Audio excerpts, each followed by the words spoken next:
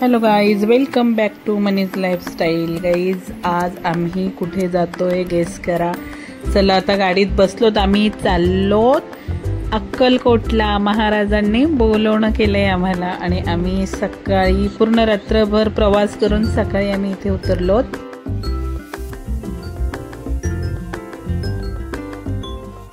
गेल्या गेल्या आम्ही रूम घेतल्या, फ्रेश झालो आणि तिथून निघालो सरळ दर्शनाला स्वामींच्या.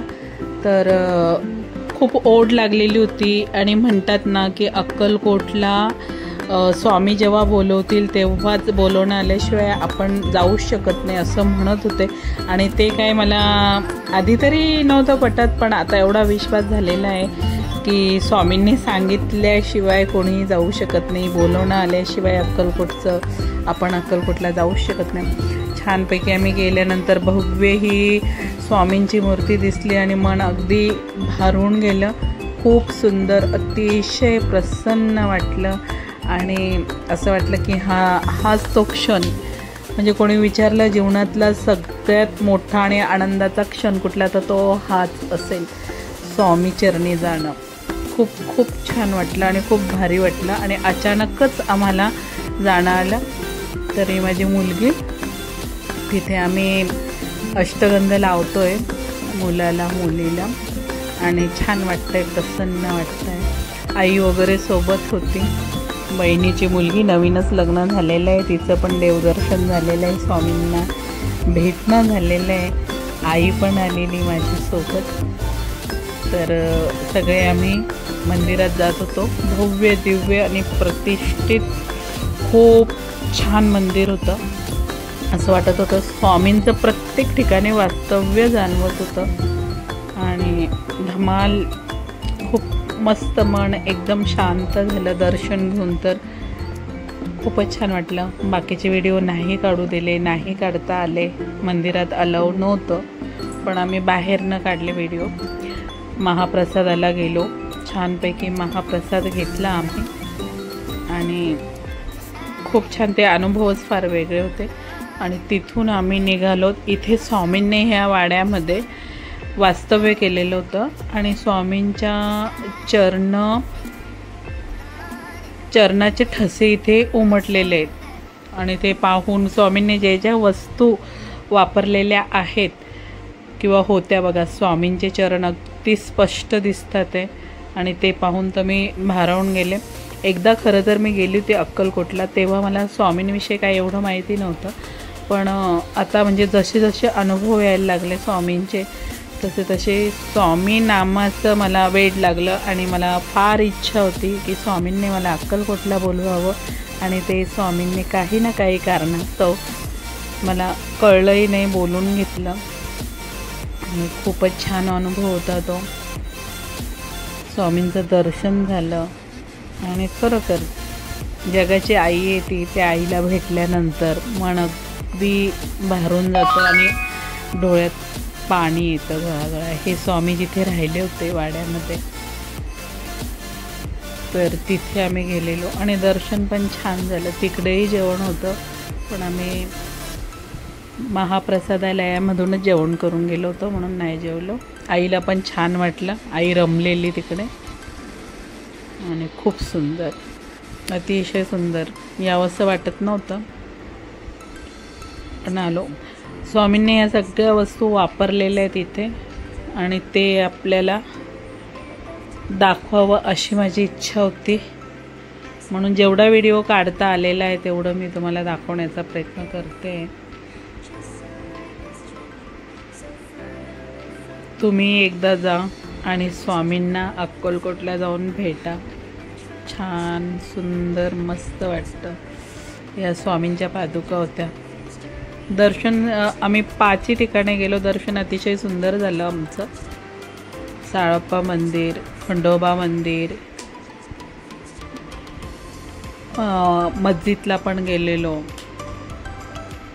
खूप छान वाटलं. ज्या ज्या ठिकाणी गेलो तिथून असं निघावंसं वाटलंच नाही. मस्तच होतं सगळं. पुढचा प्रवास पुन्हा आम्हाला सुरू करायचा होता. मला तर काही सुट्टी मिळाली नव्हती जास्त. रात्री गेलो दिवसभर आम्ही सगळे पाची देवदर्शन घेतले आणि नंतर लगेच मी संध्याकाळी बसले गाडीमध्ये. धावती विजिट झाली. राहण्याची फार इच्छा होती माझी, पण नाही राहू शकले. हे स्वामींनी वापरलेल्या वस्तू होत्या सगळ्या. छान, अतिशय खूप सुंदर. इथे स्वामींनी समाधी मठ आहे, स्वामींचा समाधी घेतलेली. तर खूप भव्य आणि दिव्य होतं, खूप सुंदर होतं. तिकडे पण तिथे थोड्या वेळ आम्ही बसलो. खूप छान. मंदिराची रचना खूप सुंदर केलेली आहे आणि शांत, खूप सुंदर वाटतंय. आईची खूप इच्छा होती स्वामींची मूर्ती घ्यायची, म्हणून आईने स्वामींची मूर्ती आईला एक घेऊन दिली. छान होत्या वस्तू, खूप छान होत्या. श्री स्वामी समर्थ. पुन्हा आम्ही आता खंडोबा मंदिराकडे येतोय आणि तिथे आम्ही आता खंडोबा मंदिरमध्ये आल्यानंतर तिथे पण सुंदर आणि सुरेख दर्शन झालेलं आहे आमचं. खूप छान, म्हणजे जसं आधीचं होतं तसंच त्यांनी ठेवलेलं आहे. छान. इकडे सुंदर दर्शन झालं. श्री स्वामी समर्थ. स्वामींचं रूप फार वेगळं वेगळं दिसतं. कलेने घेतलं ना तर खूप काही आहे. खूप छान, खूप सुंदर. इथे खरोखर खंडोबाचं रूप स्वामींनी धारण केलेलं आहे. अतिशय सुंदर. हे खंडोबा मंदिर आहे. छान झालं दर्शन इथे.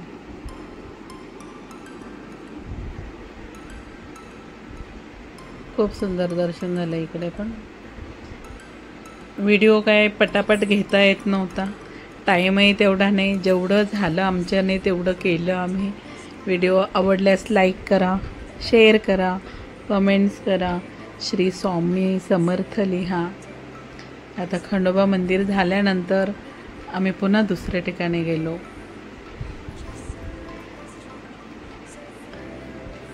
हे मला वाटतं 4थं ठिकाण होतं.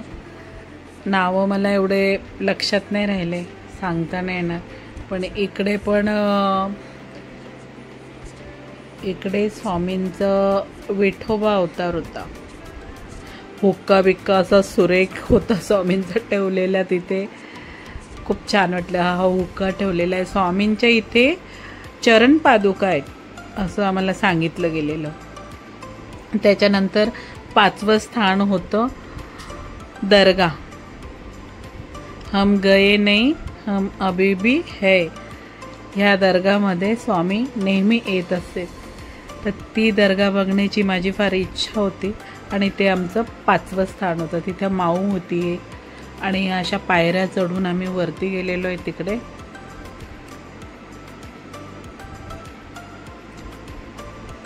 वरती गेल्यानंतर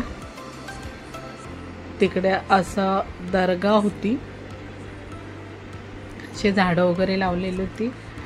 आणि तिथलं एक प्रसंग म्हणजे अशी एक ख्याती होती तिथली की ते बाबा सांगत होते की म्हटले इथे अशी एक ख्याती आहे की जर ज्याचं लग्न होत नसेल तर त्याने इथून 5 बांगड्या न्यायच्या, हिरव्या बांगड्या. ह्या सगळ्या बांगड्या बांधलेल्या आहेत. बांगड्या न्यायच्या आणि लगेचच 2 महिन्यात, 1 महिन्यात, 1.5 महिन्यात लग्न होतं तेव्हा त्यांनी 1.25 डझन बांगड्या पुन्हा आणून द्यायच्या.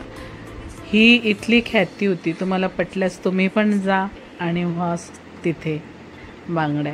हे बघा, छान कोकरू पण होतं. व्हिडिओ आवडल्यास लाईक करा, शेअर करा, कमेंट करा. श्री स्वामी समर्थ. पुन्हा भेटूया आपण नेक्स्ट व्हिडिओमध्ये. Tata, bye bye, see you.